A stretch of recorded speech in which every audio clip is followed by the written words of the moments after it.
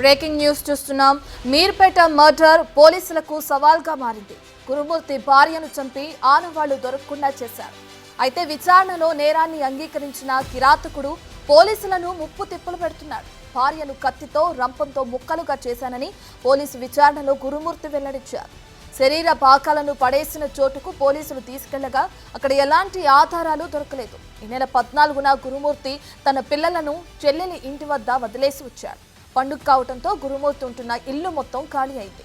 అదే అదునుగా భావించిన గురుమూర్తి భార్యను హత్య చేశాడు.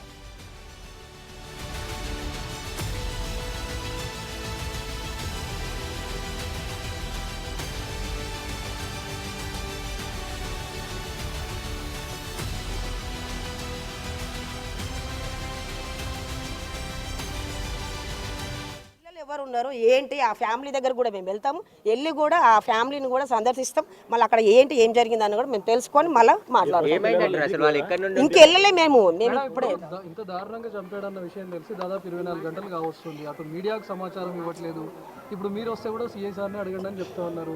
పోలీసుల నిర్లక్ష్యం కూడా కనిపిస్తుంది. అయితే ఇంకొక విషయం కూడా ఏమనంటే ఉంచాల్సినటువంటి అవసరం ఏముంది ఇందులో, ఒక చిన్న క్లూ కూడా ఇవ్వకుండా. అయితే మేము ఇప్పుడు అడిగినాము, అడిగితే మాకు ఏరియా కూడా అది కరెక్ట్గా నాకు కూడా తెలియదు అని చెప్తారు సార్ వాళ్ళు కూడా.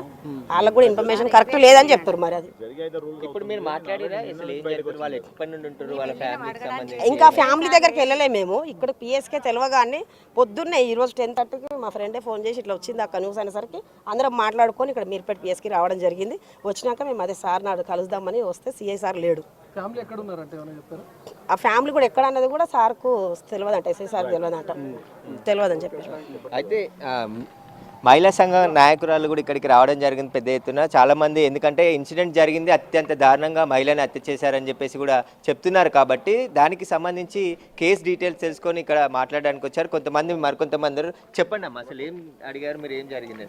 లోపలికి వెళ్ళాము. వెళ్ళి సార్ మరి ఏంటి సార్ మరి పండగ ముందు రోజు నుంచి అని అంటున్నారు కదా, పండగ ముందు రోజు నుంచి అయితే మరి ఇప్పటి వరకు పరిధిలోకి ఎందుకు రాలేదు, మరి దీన్ని ఎఫ్ఐఆర్ చేశారా అని అడిగినాము.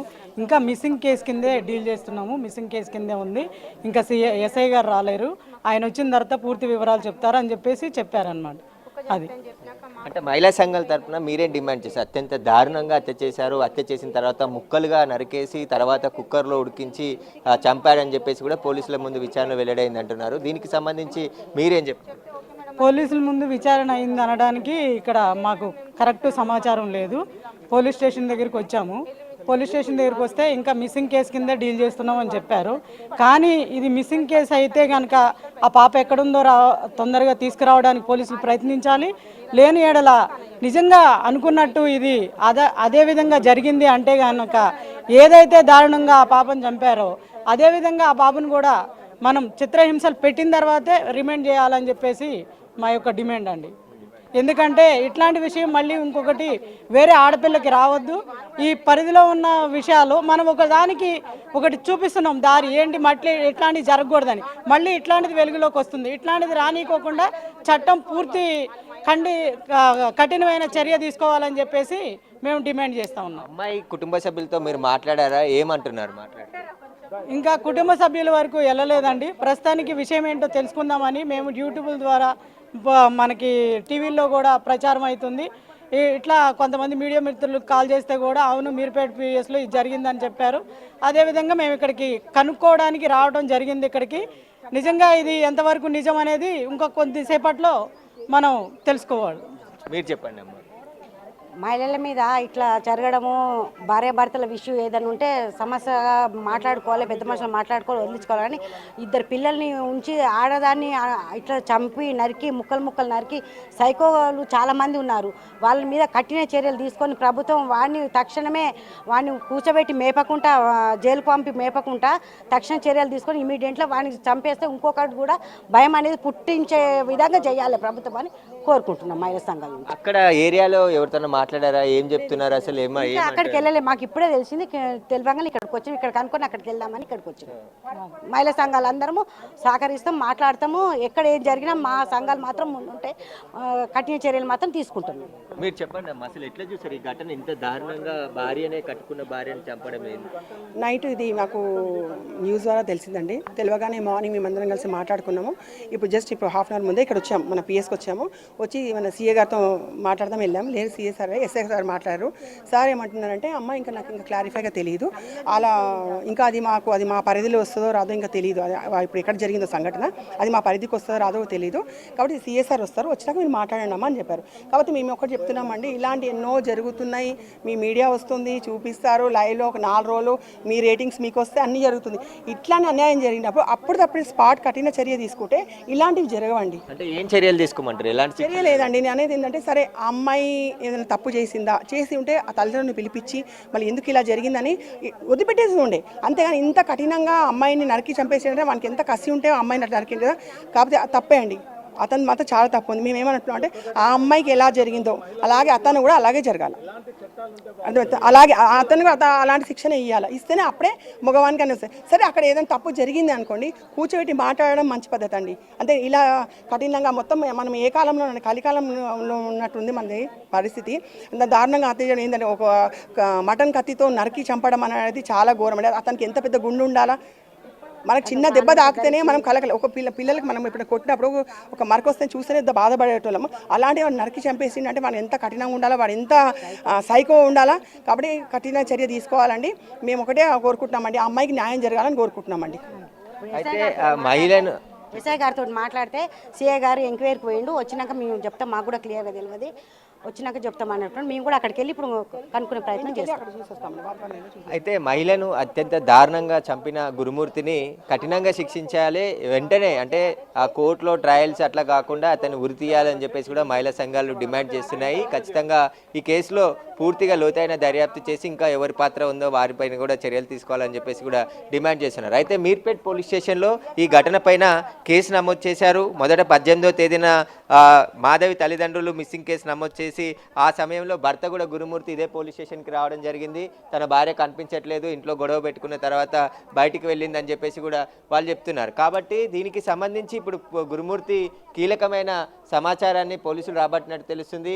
14వ తేదీన గురుమూర్తి మాధవి భార్య మాధవి పిల్లలు ఇద్దరు నలుగురు కూడా సినిమాకి వెళ్ళారు. సినిమా వెళ్ళిన తర్వాత గురుమూర్తి చెల్లెలు బడంగపేటలో ఉంటుంది, ఆ బడంగపేటకి నలుగురు వెళ్ళి అక్కడ పిల్లల్ని డ్రాప్ చేసి ఇద్దరు మాత్రమే 14వ తేదీన ఇంటికి వచ్చారు. ఇంటికి వచ్చిన సందర్భంలో సంక్రాంతి పండుగ జరుగుతుంది కాబట్టి ఆ పండుగ సందర్భంగా చుట్టుపక్కల వాళ్ళు ఆ ఇంట్లో మిగతా పోర్షన్లలో రెంట్కున్న వారంతా కూడా ఆ ఊరికి వెళ్ళిపోవడం జరిగింది.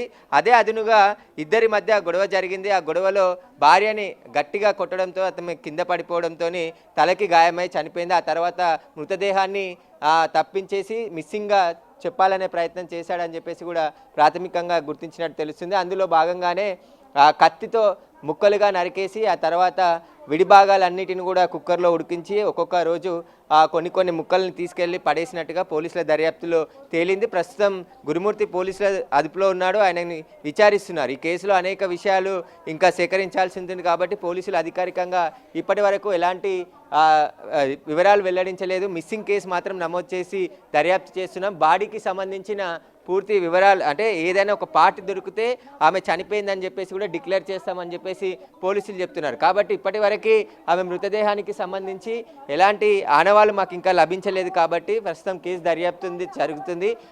ఇతను ఎక్కడెక్కడ పార్ట్స్ పడేశానని చెప్తున్నాడో ఆ చోటికి తీసుకెళ్లి గాలింపు చర్యలు చేపడుతున్నారు. ఏదైనా ఒక క్లూ దొరికితే ఖచ్చితంగా ఈ కేసు కొలిక్కి వచ్చే అవకాశం ఉందని చెప్తున్నారు. కానీ ఖచ్చితంగా భర్త ఎవరైతే గురుమూర్తి భార్యను అత్యంత కిరాతకంగా హత్య చేసినట్టు కుటుంబ సభ్యులు అనుమానిస్తున్నారు. ఖచ్చితంగా ఆయన చెప్తున్నారు కూడా పోలీసుల దర్యాప్తులో నేను భార్యని హత్య చేసేసానని చెప్పేసి చెప్పడం, స్టవ్లో కుక్కర్లో ఉడికించానని చెప్పేసి కూడా తర్వాత పోలీసుల ముందు చెప్పినట్టుగా తెలుస్తుంది. దానికి సంబంధించే పోలీసులు క్లూస్ రాబట్టేందుకు ప్రయత్నం చేస్తున్నారు. ఎందుకంటే ఇప్పటికే ఈ కేసులో అనేక సీసీ ఫుటేజ్తో పాటు కొన్ని ఆధారాలు సేకరించడం జరిగింది. అన్ని కోణాల్లో దర్యాప్తు చేస్తున్నామని చెప్పేసి పోలీసులు చెప్తున్నారు.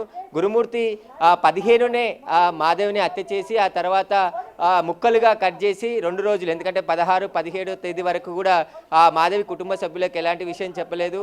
పిల్లలు అక్కడే ఉన్నారు కాబట్టి వాళ్ళు ఫోన్ కలవకపోవడం, మాధవి కనిపించకపోవడంతో ఇంటికి వచ్చి చెప్తే అప్పుడు మాధవి తనతో గొడవ పెట్టుకొని బయటికి వెళ్ళిందని చెప్పేసి అత్త వాళ్ళతోనే వచ్చి ఇక్కడ ఇదే పోలీస్ స్టేషన్లో ఫిర్యాదు చేయడం జరిగింది. అతను ఏది తెలియనట్టుగానే ఉన్నాడు. కానీ పోలీసులు తమదైన శైలిలో విచారించడంతో ఈ విషయాలన్నీ బయటికి పడడం జరిగింది. ప్రస్తుతం ఈ ఘటనతో మీర్పేట్ ఏరియా అంతా కూడా ఒక్కసారిగా షాక్ ఆందోళనకు గురయ్యారు. ఎందుకంటే ఒక భార్యని, ఇద్దరు పిల్లలు ఉన్నారు, ఎంతో అన్యోన్యంగా జీవిస్తున్నారు. కానీ ఇలాంటి ఘటన జరగడంతో ఒక్కసారిగా షాక్కు గురై చుట్టుపక్కల ఉన్న వాళ్ళు కూడా ఇల్లు ఖాళీ చేసి తాళాలు వేసేసి వెళ్ళిపోవడం జరిగింది. అక్కడ ఉన్నవారు కూడా ఎవరు మాట్లాడడానికి ముందుకు రావడం లేదు. ఖచ్చితంగా దీనిపైన కఠినంగా వ్యవహరించాలని మహిళా సంఘాలు కూడా డిమాండ్ చేస్తున్నాయి.